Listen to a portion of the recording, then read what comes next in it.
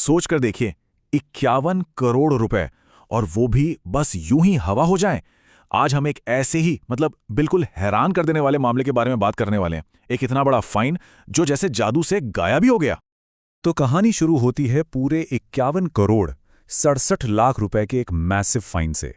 और ये फाइन लगाया गया था एक कंपनी पर इल्लीगल माइनिंग यानी गैर कानूनी खुदाई करने के लिए।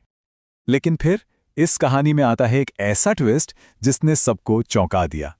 ये इतना बड़ा जुर्माना घटाकर कर दिया गया सिर्फ और सिर्फ 4032 रुपए। हाँ, बिल्कुल सही सुना, 51 करोड़ से सीधे 4000 रुपए। अब सवाल तो यही उठता है ना? आखिर कैसे कोई फाइनेंशियल नॉर्म 99.9% से भी ज्यादा कम हो सकता है? चलिए इस पूरी गुत्थी को सुलझाते हैं एक एक करके। तो चलिए इस पूरी अजीबो-गरीब कहानी की जड़ तक चलते हैं। देखते हैं कि यह सब शुरू कहां से हुआ। तो बात है मध्य प्रदेश की। वहां एक कंपनी है पाथ इंडिया।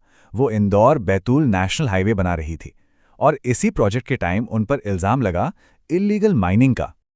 तो हुआ कुछ यूं, सबसे पहले पाथ इंडिया कंपनी पर इल्लीगल माइनिंग का आरोप लगा। उस वक्त जो एडीएम थे प्रवीण फुलपगारे, उन्होंने कंपनी पर पूरे 51.67 करोड़ का जुर्माना ठोक दिया।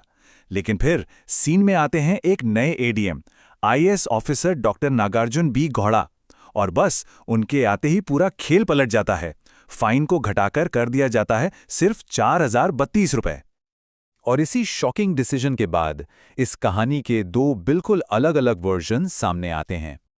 एक तरफ तो है ऑफिशियल एक्सप्लेनेशन, मतलब सरकारी सफाई, कि जब प्रोसेस को रिव्यू किया गया तो उसमें कुछ गड़बड़ियां मिली, इसीलिए सबूतों के हिसाब से फाइन का अमाउंट दोबारा कैलकुलेट किया गया। और दूसरी तरफ है एक आरटीआई एक्टिविस्ट का सनसनीखेज आरोप कि ये फाइन कम करने के पीछे करोड़ों की रिश्वत का लेन देन हुआ है। तो ठीक है, सबसे पहले ऑफिशियल साइट की स्टोरी को थोड़ा डिटेल में देखते हैं। IAS officer doctor Nagarjun B Gowda ने अपने डिसीजन को डिफेंड करते हुए कहा कि फाइन को रिकैलकुलेट किया गया जितनी मिट्टी असल में खोदी गई थी उसके बेसिस पर।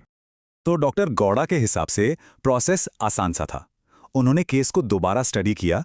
उन्हें लगा कि जो पहले फाइन लगाया गया था उसके लिए सबूत पूरे नहीं थे और प्रोसेस में भी कुछ कमी थी। तो फिर उन्होंने एक्चुअल में जितनी मिट्टी खोदी गई उसके हिसाब से फाइन को रिकैलकुलेट किया और फाइनल रिजल्ट सिर्फ 4032 रुपए का एक टोकन पेनल्टी। अब आते हैं सिक्के के दूसरे पहलू पर, वो एक्सप्लोजिव एलिगेशन जिसने इस पूरे मामले में समझ लीजिए आग लगा दी।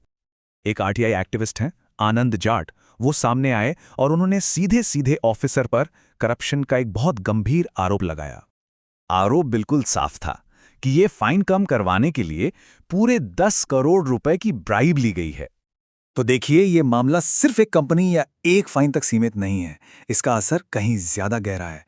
आइए समझते हैं कि ये इतना इंपॉर्टेंट क्यों है।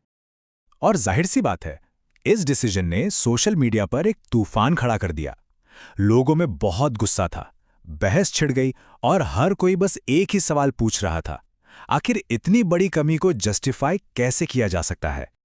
और इस एक केस ने कई बड़े और जरूरी सवाल खड़े कर दिए, जैसे कि एडमिनिस्ट्रेटिव डिसीजंस की इंटेग्रिटी का क्या, सरकारी कामकाज में ट्रांसपेरेंसी यानी पारदर्शिता कितनी जरूरी है, क्या ऐसे फैसलों से लोगों का सिस्टम से भरोसा नहीं उठ जाता, और सबसे बड़ा सवाल, पब्लिक ऑफिशियल्स की अकाउंटेबिलिटी यानी उनकी जवाबदेही कौन तय करेगा। तो इन शॉर्ट हमारे सामने दो बिल्कुल अलग कहानियां हैं। एक तरफ है ऑफिशियल वर्जन जो प्रोसेस में कमी और सबूत न होने की बात करता है और जिसका रिजल्ट है एक टोकन पेनल्टी, और दूसरी तरफ है आरोप वाली कहानी जो सीधा सीधा 10 करोड़ की रिश्वत और करप्शन की तरफ इशारा करती है और जिसका नतीजा है एक इल्लीगल डील। ये पूरा का पूरा मामला हमें एक बहुत बड़े सवाल के सामने लाके खड़ा कर देता है कि आखिर ये कैसे इंश्योर किया जाए कि पब्लिक पोजीशंस पर बैठे हुए ऑफिसर्स अपने हर फैसले के लिए जवाबदेह हों, खासकर तब जब उनके डिसीजंस पर इतने गंभीर सवाल उठ रहे हों। ये एक ऐसा सवाल है जिसके बारे में हम सबको सोचने की जरूरत है।